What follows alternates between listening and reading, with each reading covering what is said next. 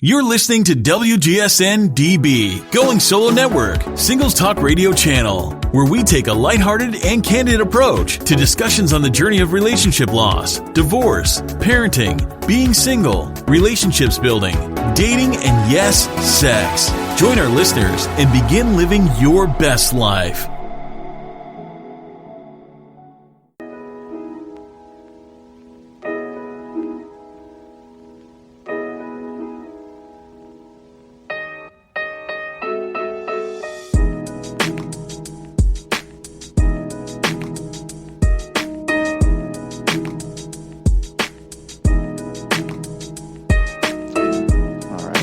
Quit looking at my seeds. Thank you for putting down the seeds. Catalog. Okay. No problem. Oh, yeah, appreciate it. Well, all right. This is a Hip and Humble podcast. I'm Aram. I'm Kim. And we are mother and son. Actually, this year, Mom and my Nana started an antique business. And myself and my mom's girlfriend, Angie, we have kind of inserted ourselves into the dynamic. Yes, you have. Anyways, it's been going pretty well so far. If you guys want to check us out, make sure and look us up on Facebook, Hip and Humble Antiques, and also Changing Seasons. Also, check out our Etsy store, also Hip and Humble Antiques. Give us a favorite, a like, a follow, all those kinds of things. We also have an Instagram and all that good stuff, and that's hip.in.humble. So anyways, today we were kind of just going to go through our story and how we got started and, what's happening. So, Mom, why did you decide to go into antique? Well, I get... After my dad died, one of my mother's friends, we were kind of looking for something to do or something to occupy. So one of my mom's friends, their grandparents had died and left them a house full of stuff. And all the kids have gone through it, all the grandkids, everybody related had gone through everything, and they still had a ton of stuff. So they rented an antique booth month to month. And Mom and I are like, well, that's not a big commitment. We could maybe do this for a while and see if we like it or don't or, whatever. And Mom and I have this, little habit of going to auctions and have forever. I'd say a little habit. Yeah. It got to the point where, we had multiple rooms full of things, furniture and things like that. And Dad was like, I don't think we need all of this. Well, we did. Sure. So anyway, Mom and I started doing the antique shop there in Oklahoma. And of course I live in Virginia, so it's a little bit of a commute. So I would buy stuff out here on the East Coast and then bring it to Oklahoma City and we would set it up and do things there. Well, one of my girlfriends, Angie, she loves going through all of that, buying and selling and is great at it. And she is absolutely wonderful with glass and figuring out, knowing all the different glass makers and the cuts and just the crystal and all that kind of stuff, which is not my forte at all. And she is really good and has a degree in marketing. And so she'll go through and completely redo and revamp the booth and puts everything, I guess, so other people would want to be in there. So she started going on and doing with us. So then it was just the three of us. And then my son said, hey, we could do a booth here in Virginia. So yeah, that's me. Yeah. I'm the son. I'd come to Mom because I'd been going through a couple different business ventures myself. I just gotten a job with Amazon, a pretty steady job, and it's not that I didn't like the job or anything like that, but I'm ambitious and I'd like to do other things. I'd like to work for myself eventually, and so I was looking into different things, and I saw what Mom and Nana were doing, and I said, hey, that's a train I'd ride. And because I also enjoy antiques, I enjoy going to auction with Mom, and I always have, and I thought it was not only a good business idea, but something that we could do together, kind of bring us closer as a family. He's not always good at the cleaning things up part, though. That's debatable. Oh, I'll debate. Okay, let's debate. I say I that got a whole basement down there Yeah, you do have a whole basement full of that stuff. needs attention. Yeah, and who went down there and cleaned it all out? Yeah, once. That's all it needed. Yeah, but it keeps changing. That's the thing with antiques, is stuff is always changing. It's coming in, it's going out. I know, but that's why we put it. We put a system in place for all the shelves down there. Yeah, well, I need you to help me paint and strip and sand and the actual stuff. Yeah, I understand. There's a whole lot more that goes on to doing auction or putting antiques in a shop than just going to an auction and buying something and then sticking in a shop. I mean, you can do that, but most of the time today, it seems like the consumer does not want to put forth effort into redoing a piece of furniture. Well, no. I mean, when somebody goes into a shop to buy something, they don't want to buy a project. Right. They want to buy something that looks nice, something they can put in their house, and something that they're going to enjoy having. Well, absolutely. And that's another thing that kind of irritates me, I guess, a little bit, is we do buy these things. And a lot of times, a lot of stuff that I do buy is, late 1800s, early 1900s. So number one, it's not going to be perfect because it's pretty old. Number two, I generally put in a lot of time on this piece, either cleaning it, sanding it, whatever the piece needs. And I put a price on that to reflect that.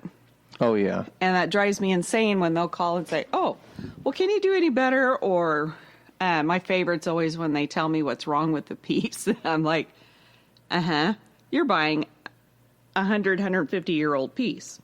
Yeah, well, it's going to have a ding. not only that, not only to that point too. It's not only that they're buying a 150-year-old piece. It's whenever you're refurbishing a 150-year-old piece, you're also coming in contact with 150-year-old material, and you don't want to destroy the material while you're refurbishing it, and that's an art in itself. I say, yeah, that's an art in itself, and you really do have to be very careful what you're doing. You can't run at it with, a sander and go, okay, because you're going to sand off a lot of the character. So a lot of this stuff has to be hand sanded and hand refinished.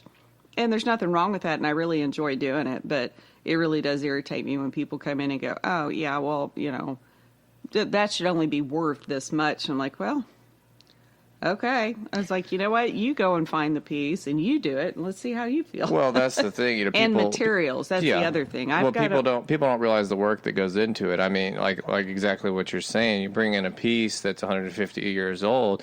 It'll take 2-3 weeks of time being put into sanding, refinishing or painting, or buying material for different wood to fix parts that are broken.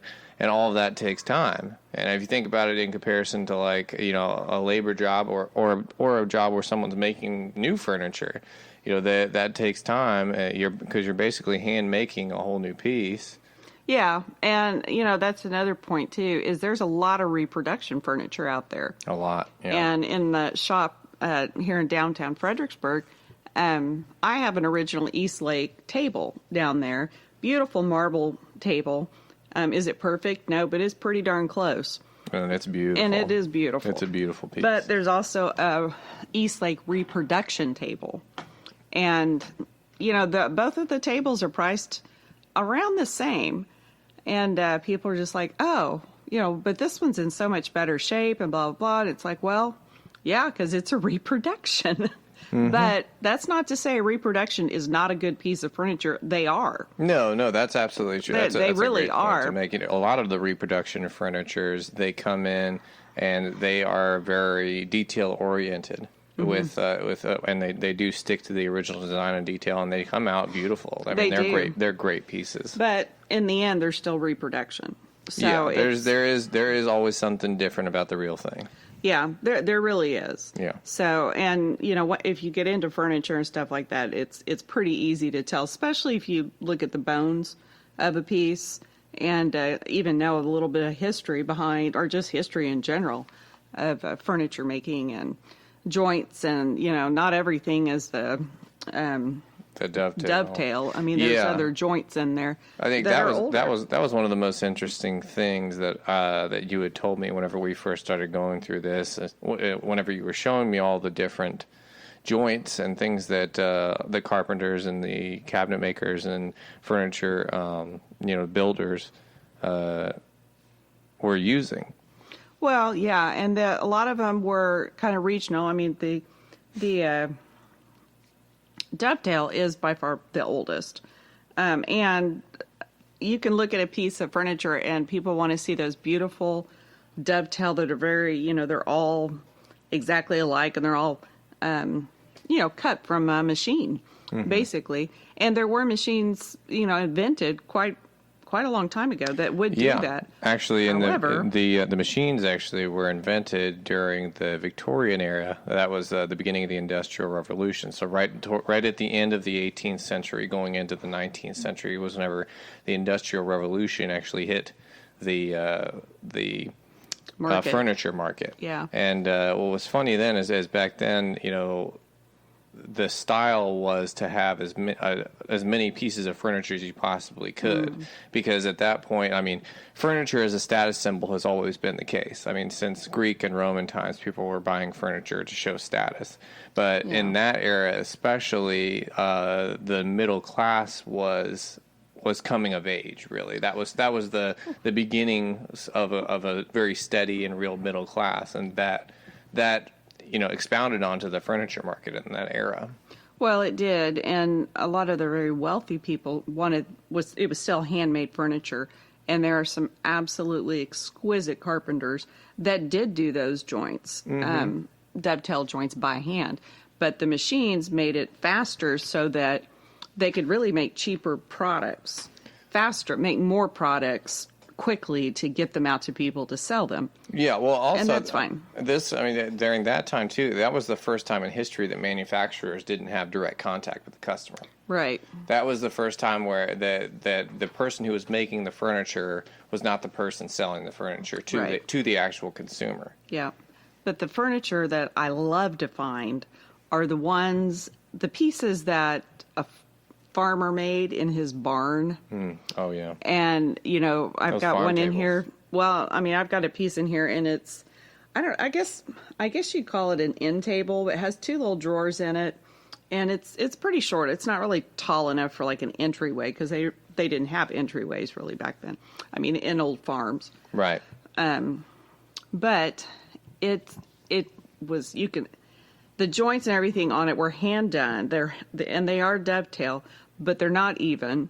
You can tell. I mean, but this is a piece of furniture. It's been together well over 100 years. Well, I found too that whenever you find those handmade pieces, they do stand the test of time. Yeah. Because I feel like whenever people put that much time and effort into one piece, it really does stand through. Like the quality is so much better. The quality is so much better, but and there's not to bore everybody with the history of furniture, but when you do get into it and you look at even the drawers and things like that, the drawers on this particular piece are beveled, so they fit into it and it holds the weight of whatever you put in that drawer better than just a slab that went in it.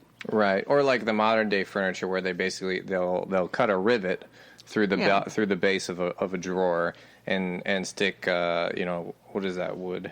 It's particle board. It's not even wood. They'll stick particle board underneath it, and that's why those, they don't hold as much. They don't hold as much weight and they don't last as long. But another thing to remember too is when you do buy a lot of antique furniture, they were not stupid people.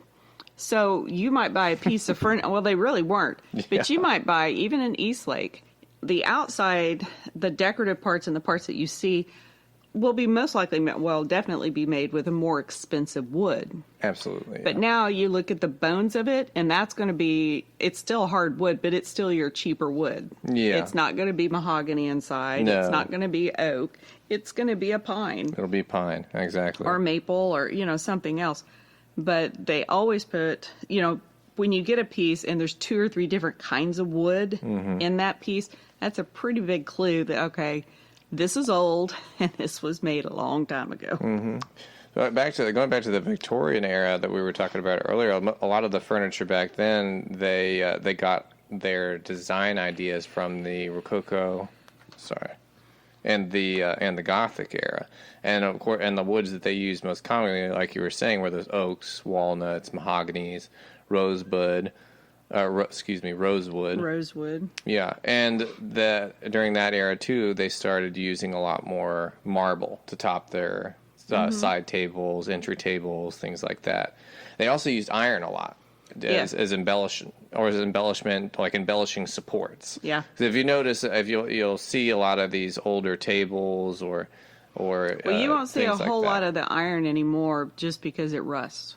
Right, but even back then, whenever it was being used, it was embellishment. Yeah, it wasn't actual support for the table. Right, yeah. Well, and also you need to look at the different woods regionally. So a lot of the mahogany furniture and stuff that I find out here on the East Coast is from England and from colonial days. So that were brought over on boats from their family all over Europe. Versus maybe what I'll find out in Oklahoma, which is always going to be more rustic and farm and kind of country oriented. And what's interesting too is a lot of the people, and I think one of the reasons that our shops tend to work pretty well is since we're in both of the regions, we move a lot of the East Coast people are looking for rustic farm kind of stuff, and a lot of the people in the Midwest are looking for a lot of the stuff that's out on the East Coast. Right. And they're, obviously that's more available over here because less people buy it and vice versa. Yeah. It just really depends. A lot of times, it's just kind of a crapshoot because you never know who's walking in the door. So, yep. And it's funny too because I found a lot of the people that spend time with antiques and buy into antiques. They're interesting. They are. Yeah, they really are. And most of them are very nice. I mean, I've every once in a while you run across a crab apple, but well, yeah. There's one in every There's bunch. always one somewhere. But for the most part, yeah, they're pretty good. But they can be very secretive. So yeah. They don't want to give up where they get stuff. So, yeah. It's kind of like a fishing hole. It's like, okay, I don't want to tell you where my fishing hole is because I don't want you to be able to go get all the fish. Oh, yeah. But most of the time, at least a lot of other dealers that I know, we all buy different things. Yeah. So very rarely are we like in a fight for, auction bid off for the same thing. Yeah, I've seen that a lot. That there's not necessarily all these bidding wars that you might think of. Well, and there's one guy in particular that I know, and then another girl at one of the auctions, and they do buy a lot of the same stuff. And so they'll sit there and turn around and go, "Hey, are you bidding on that?"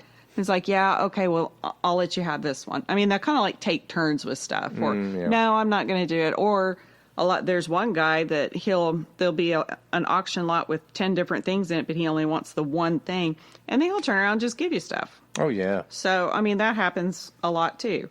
So because sometimes you just want that, because some people that's their shops, they only sell a certain thing.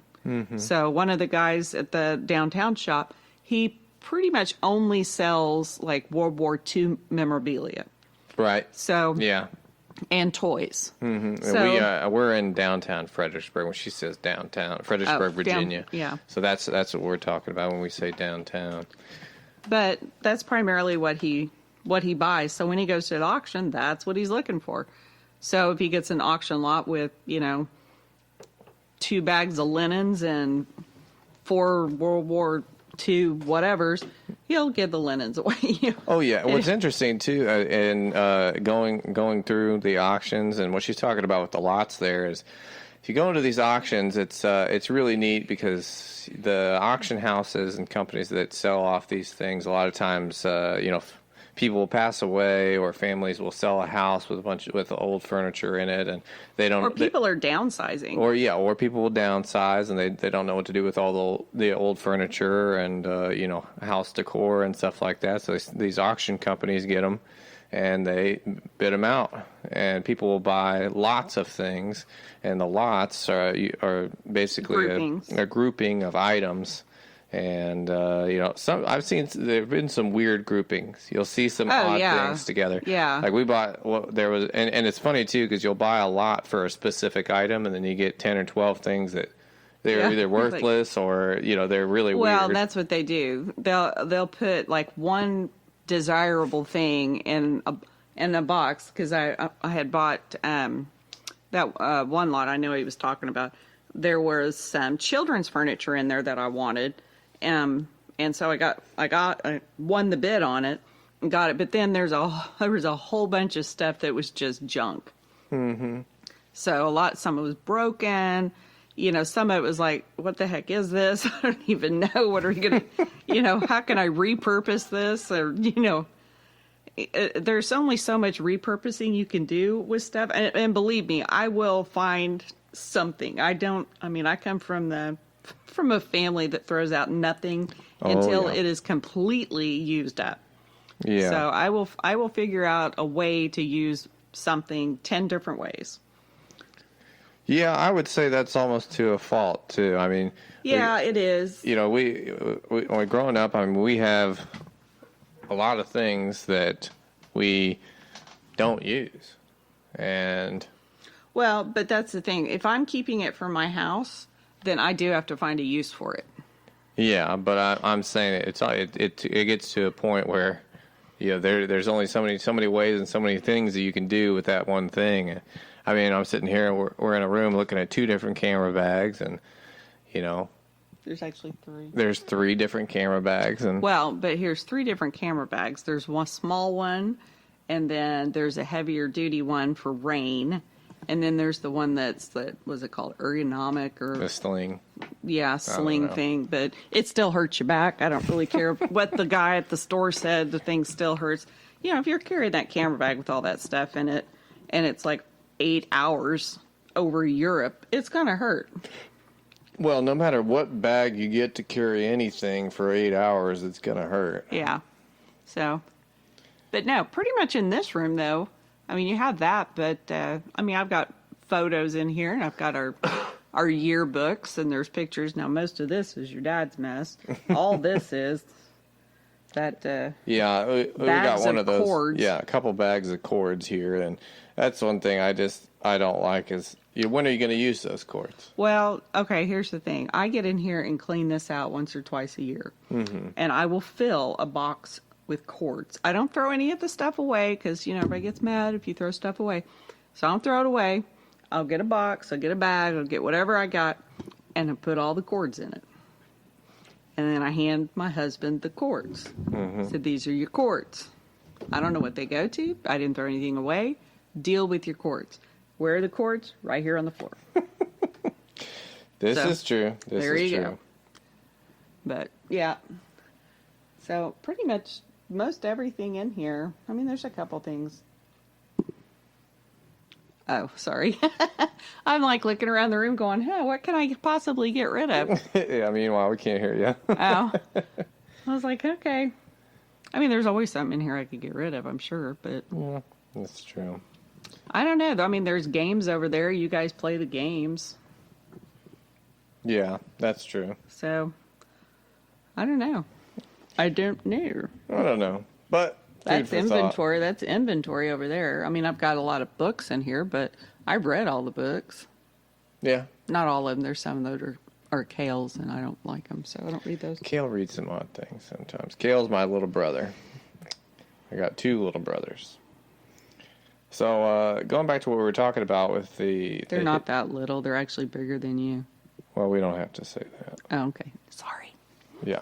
I'm meaner. No, you're not. I'm a lot meaner than both of them. He so. thinks he is. No, it's more of a knowledge than a thought. Yeah. Mm-hmm. It's a good thing you're pretty. Okay. That's all I got going for me. There you go. Going back to what we were talking about with the Victorian era furniture, I read a couple articles, and some things that stuck out to me were kind of some of the stuff that we were talking about earlier. Was Hunker.com, the characteristics of Victorian furniture.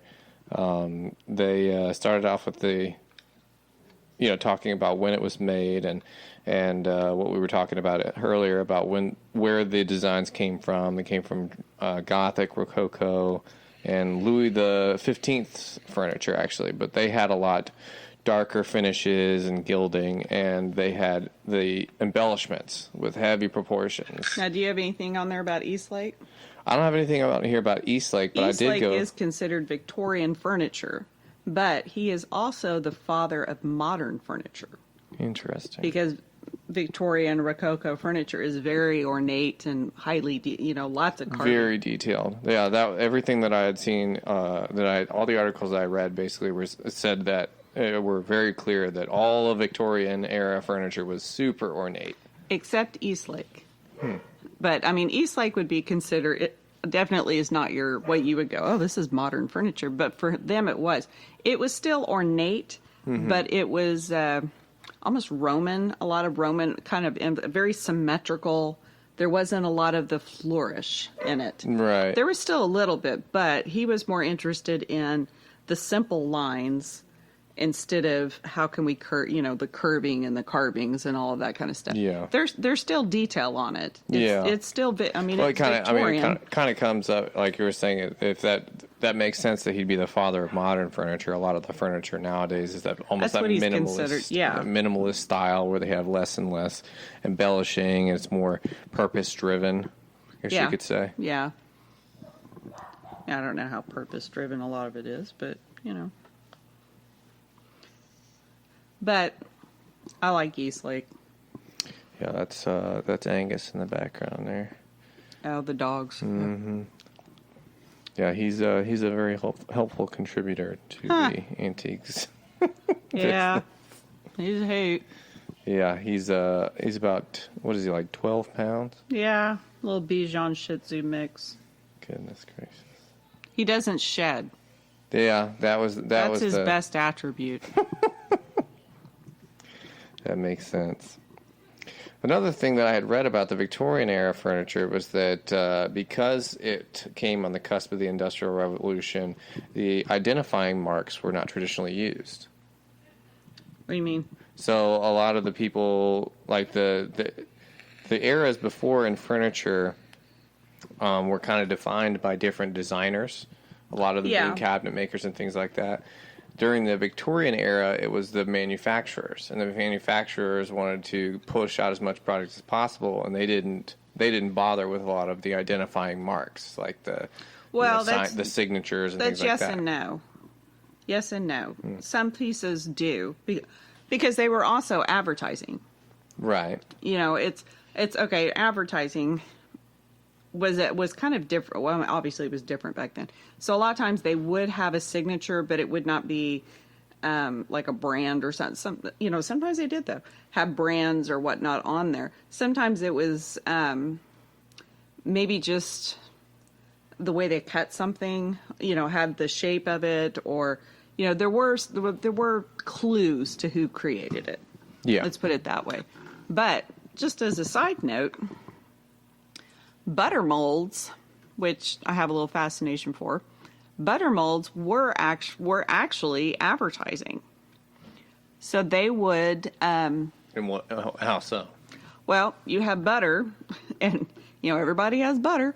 So they would make the butter, and then different families and stuff would have these little molds that had little pictures on them and whatnot, and it might be a flower or whatever. So to decorate the butter for their table, they would stamp their butter with these little butter molds with these little pictures on them. So I guess when you have fancy people over, you go, oh, look, that's a pretty pat of butter with a bird on it or whatever. Well, as the Industrial Revolution kept going on and on, there were companies, and these companies made butter. So but the companies, they made butter, but it was kind of hard to get to places and figuring out how to measure it and the weight of the butter and all this to charge people and whatnot. So they created other molds that were like 4 ounces of butter or 8 ounce butter. So you might have a square rectangle, and they would pour the butter into that, and it would set. And so then you had a standardized butter piece, chunk like of butter. Standard stick of butter. Yeah. Standard stick of butter. Well, that was a big thing for the butter industry. Yeah. But to advertise it, now they made their own butter molds. So they had their own designs that they would stamp on the top of their butter.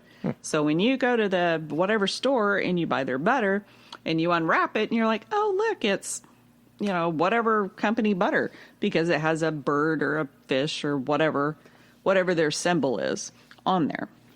So advertising was very different.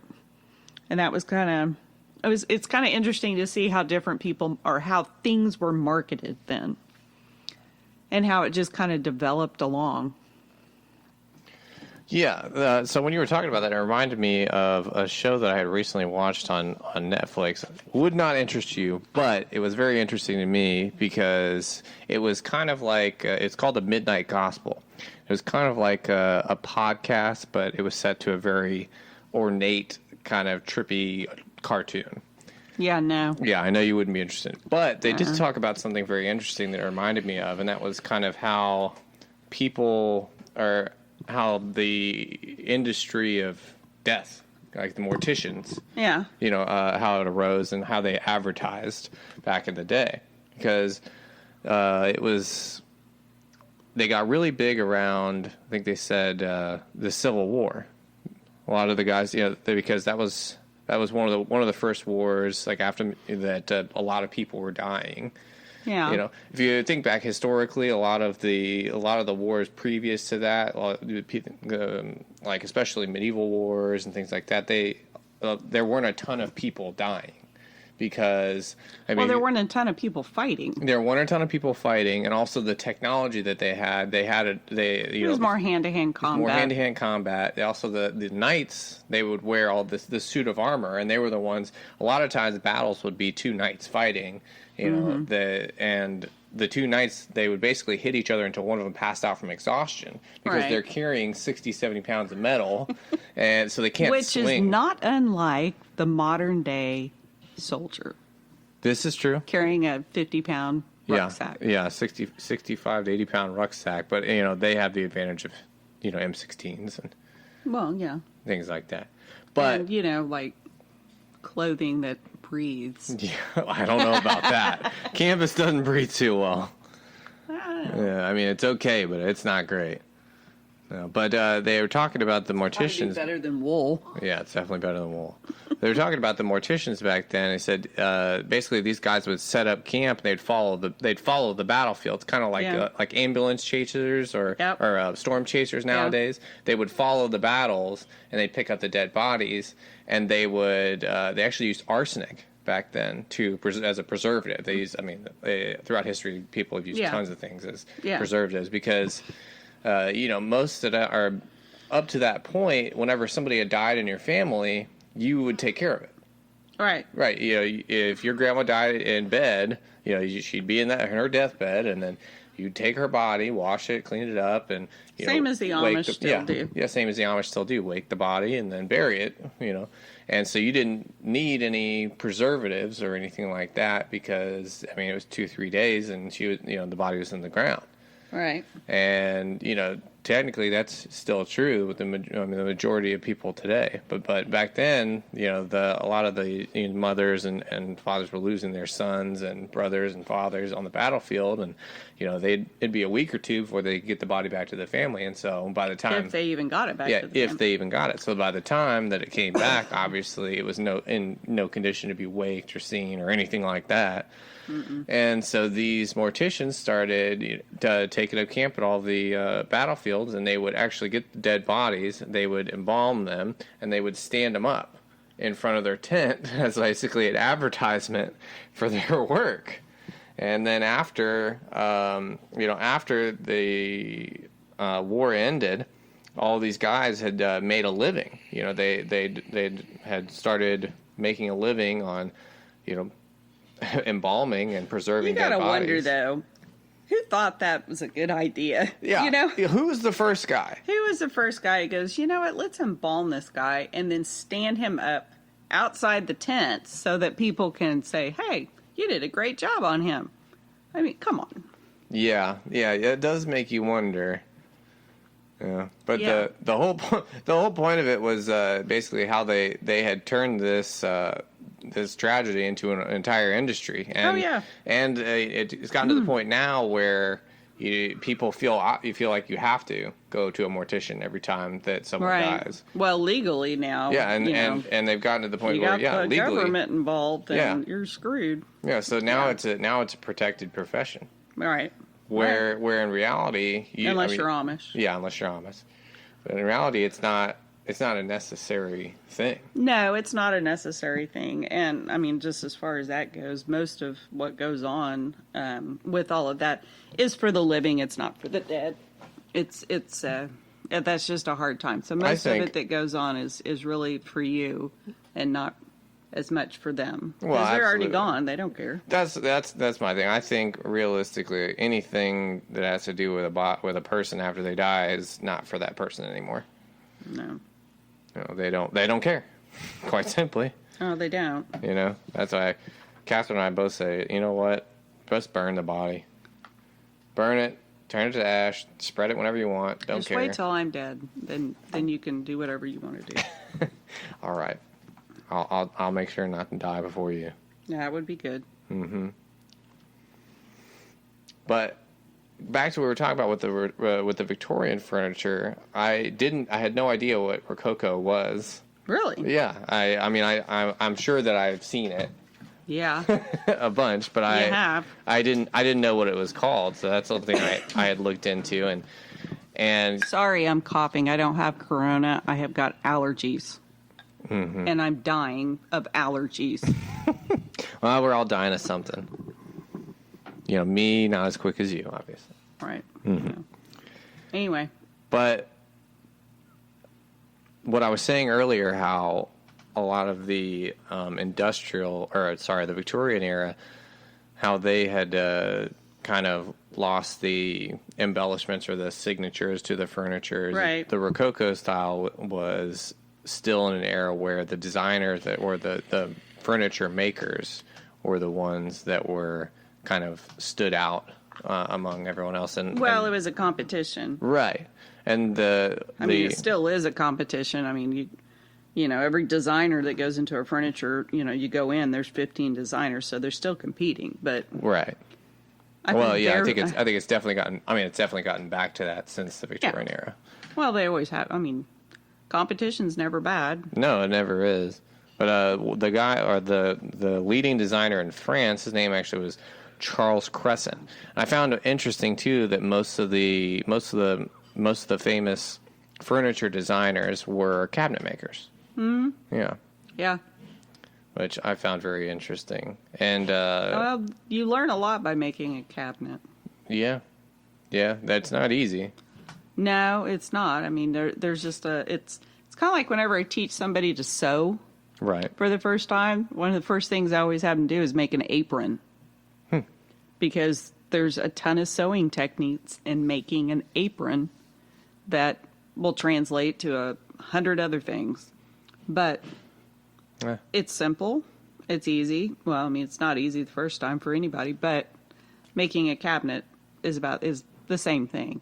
Right. It's something that's simple, but you learn a whole lot of techniques in making that cabinet. Yeah, that makes sense. You learn your ABCs. The counterpart, or the gentleman that was the leading designer in England, his name was William Kent, because obviously England and France were very competitive. They still are. Well, Yeah. Not as much anymore as in manufacturing, but that's it's a different story. Yeah. And William Kent, what I found interesting about him was he had merged Paladinian interior designs into his style. So kind of what you were talking about with... well, there's a lot of transitional designers. So, I mean, what do you mean have transitional designers? Well, whenever you talk about the different styles of furnitures and different era of furniture, when you go, from one to the next, there's always that little bit of space in between each era that's a transition. Yeah. So there's transitional designers where you'll see a little bit of this mixed in with kind of what's coming up. Yeah. Well, that makes sense. It's it's an evolution of ideas, really. It is. That's exactly what it is.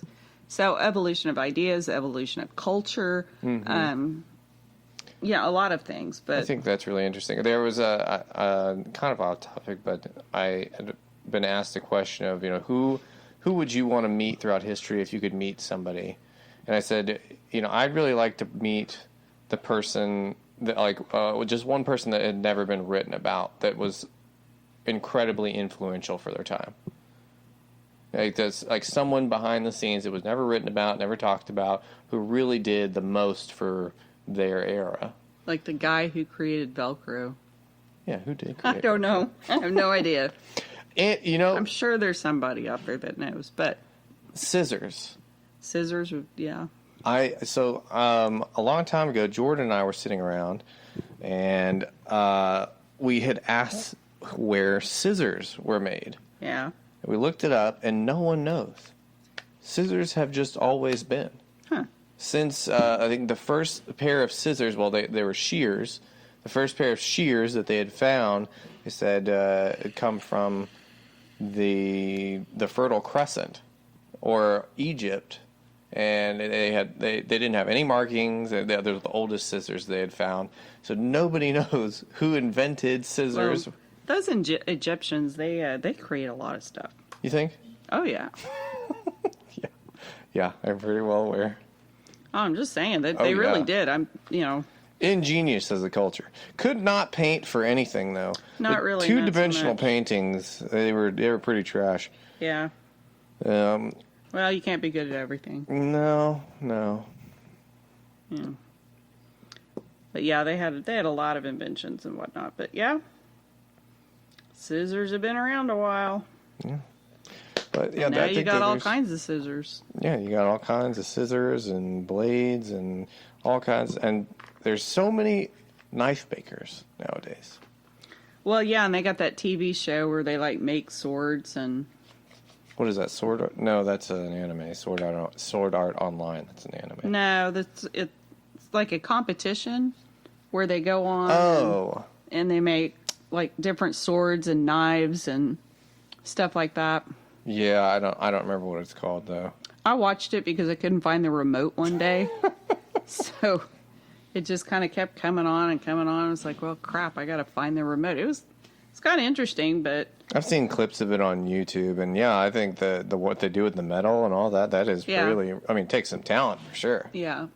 I think just like with anything, I think a lot of the products today that are still made by hand and made by craftsmen are wonderful things to get. Absolutely. But with mass marketing and all of that, you get a lot of crap now. Well, yeah.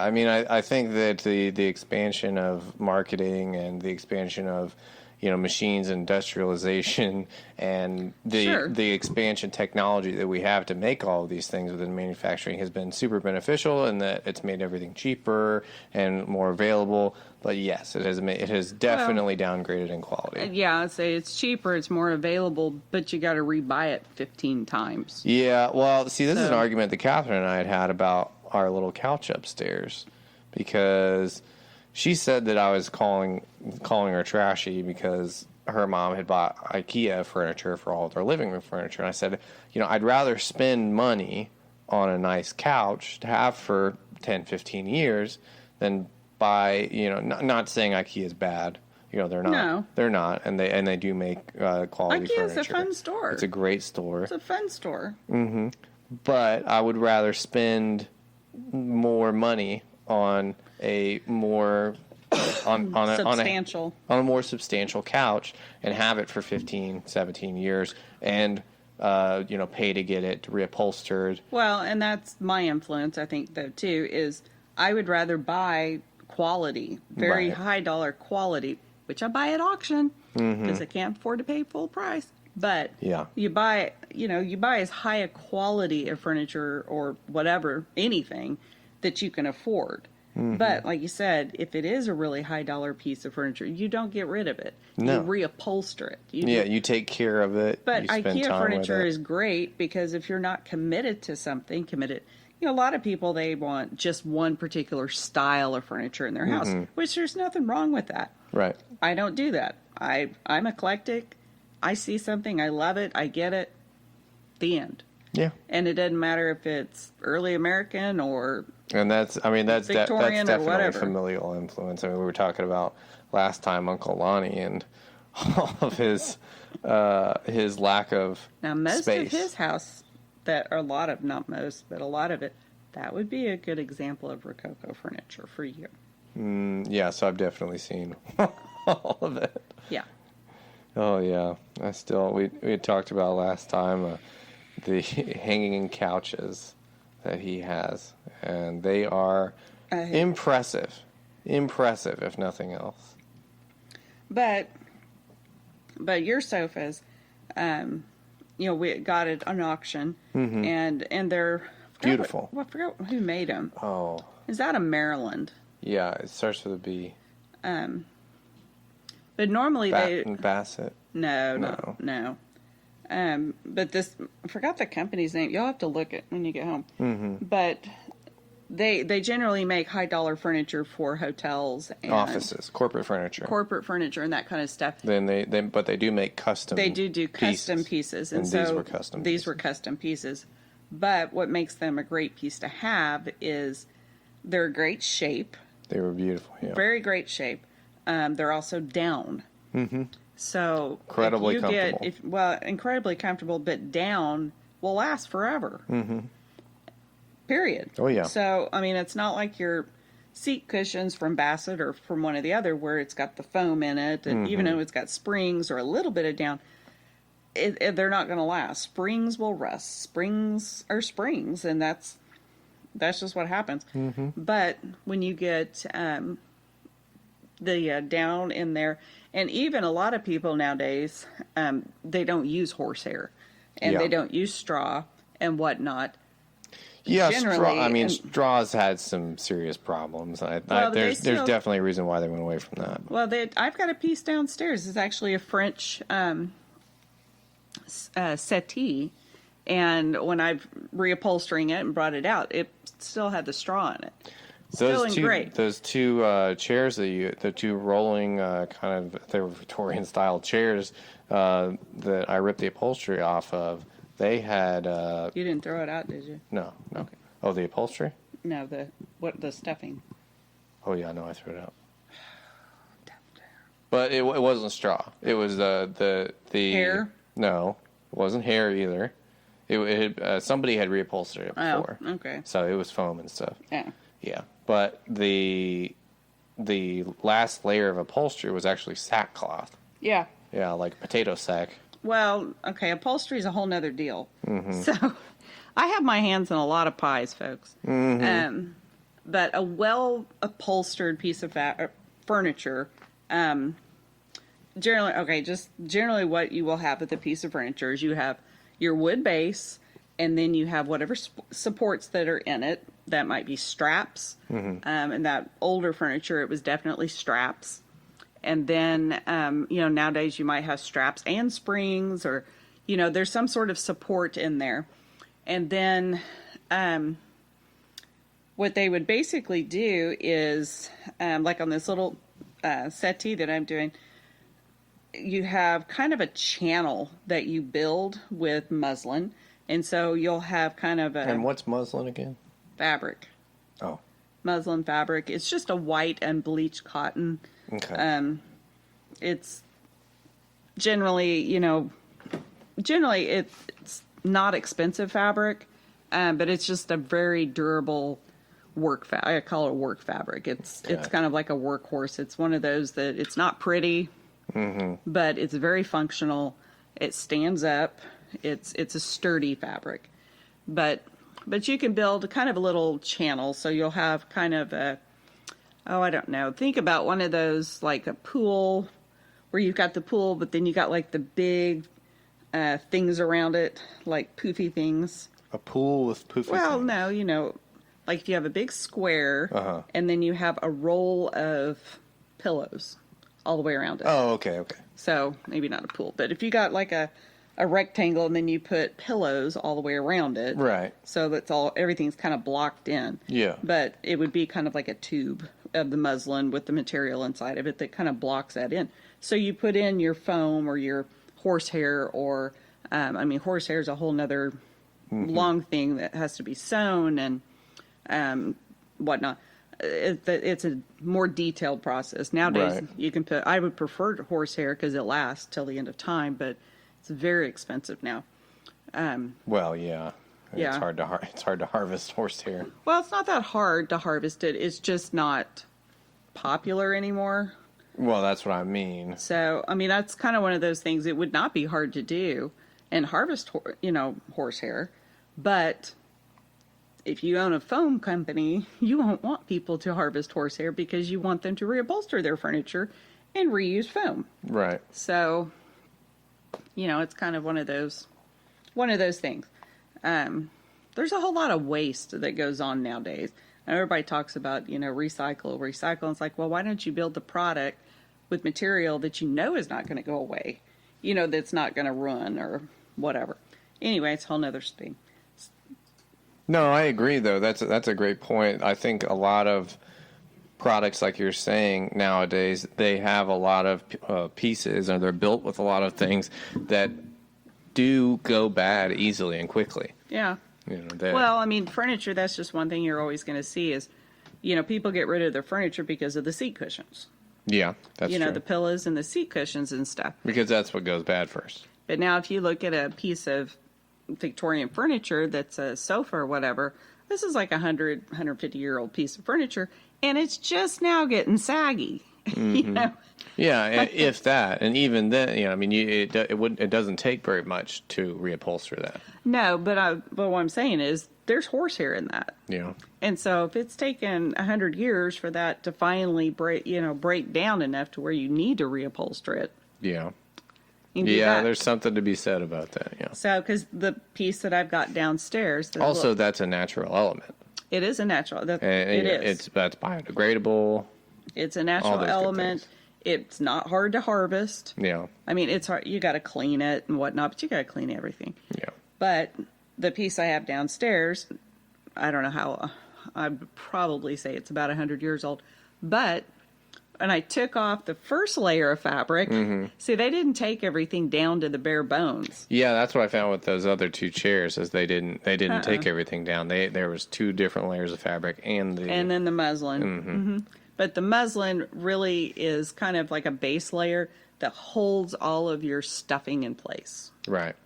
So I guess that's what I was trying to say earlier. Yeah, stuffing. But yeah, I guess. Oh, so muslin. Okay, that makes sense. Yeah, so muslin is basically like a cloth that holds everything. Holds everything in place. So it's kind of like you're reupholstering one time with muslin, and then you put your decorative fabric on. So, but the muslin will make everything smooth out. Right. So you don't have big lumps of things places. What's wrong? Oh, nothing. Oh. But anyway, there's a lot of ways to reupholster things, and there's a lot of products I wish were more available, more natural products were available than using foam or, any of that. But then, of course, you got people with allergies and all that kind of stuff. But by the time time you get horsehair or even the straw, by the time you get it and you clean it and bleach it and all of that, then whatever's living on that is way past dead. Oh, yeah. So. Yeah. Well, that's just a cleansing process, like you said, and everything does have to be cleansed. And a lot of people, myself included, when I do get a piece of furniture that is, has horsehair, or even the straw that's downstairs, I don't throw that out. I will get a pillowcase, and I will shove all of that in the pillowcase, and I will run it through the washing machine, and then I will lay it out and air dry all of it. Yeah. And then I can reuse it. Yeah. So, I mean, it is reusable. Yeah. And I don't see any sense in throwing something out that, Yeah, I think we established that. Yeah. Well, hey, if you can reuse it, reuse it. Yeah. There's a lot of people, it's just, one and done. But I'm like, it's one and let's try 15 more ways. Yeah, might as well. So,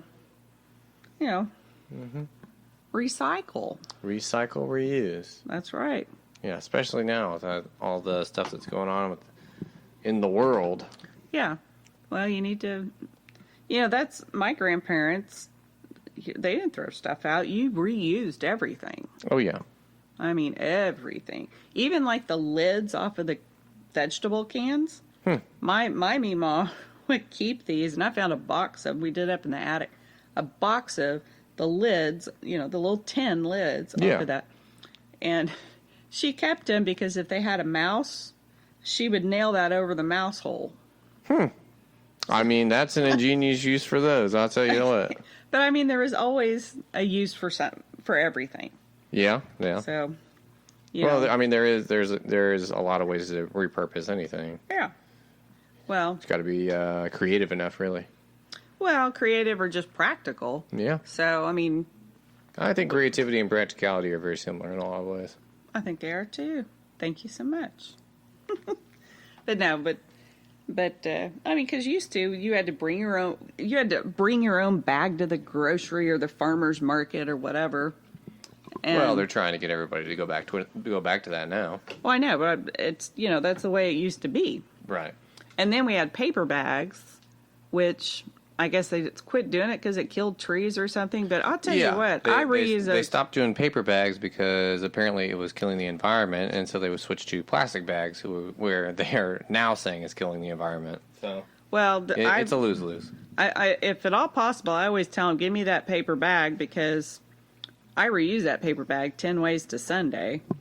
Yeah, it's another tote bag, basically. Well, not only that, it was book covers for school.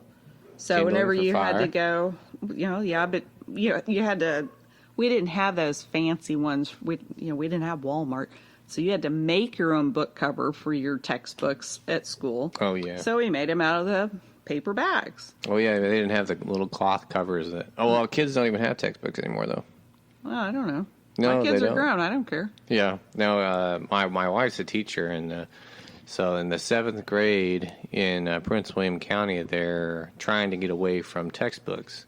And they have their excerpts from textbooks that they view on their iPads or online, but they don't actually carry or use textbooks.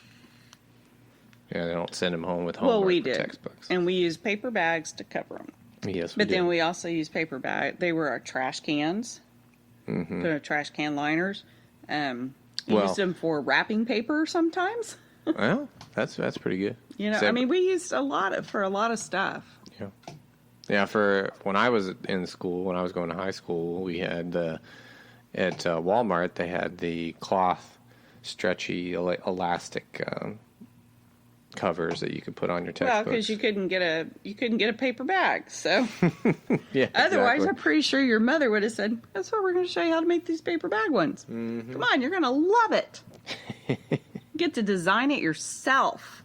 Yeah. Get the color on it. We were more creative than you. I don't think that's true. I do. No. Yeah.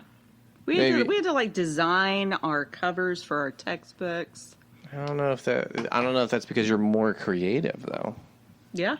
No. It was another opportunity to be creative. Therefore, it was more because you lost that opportunity to. I didn't lose the opportunity. I gained technology. different opportunities for creativity. Yeah, not the same. But you're right. It's exactly different, and that's why it's still creative. No. How is it creative to punch a button and read a book online? I'm not. Versus I'm you not have in it school. in front of you, and you got to design your own book cover, and you got to do all kinds of fun stuff. See, you're polishing off a turd right now. I feel like, because I'm Nope. sure at the time you were not exactly happy to have to go ahead and make book covers. I'm sure at the time it was a chore. No, actually, I did enjoy it because I like to draw. Well, that's not the book cover though. That's the drawing. Well, I drew on the book cover. Well, yeah, but you can draw on anything. Well, no, because then you get in trouble if you draw on your book. Yeah, that's true, but Yeah. I'd rather ask for forgiveness than permission sometimes. No, not if it's costing me money. You don't, Yeah, that's true. unless you want that coming out of your hide. Yeah. No problem there. Well, I think we better start wrapping things up here. Wrap it up, Aaron. All right. Thanks, you guys, for listening. I don't feel like we ever had a topic. We do and we don't, but we kind of go back and forth. I think you go on rabbit trails a lot. I think you go on rabbit trails. I go on a rabbit lot. trails because you ask me questions. And that's what a rabbit trail is. Well, there you go. But thank you guys so much for listening. If you do like this, please like, subscribe, share, all that good stuff. They like us. I know. What's not to like? I don't know. I don't know. Yep. They're probably like, your mom is such a mom. They might say that. Yeah, they might. I don't know. And they'd be right, I am. Well, yeah, you are. But please go on Facebook as well. Look us up, Hip and Humble, Changing Seasons. Also check out our Etsy store, Hip and Humble Antiques. Follow us on Instagram, Hip and Humble. Thanks, guys, so much for listening. Stay safe, and yeah, bye. Bye.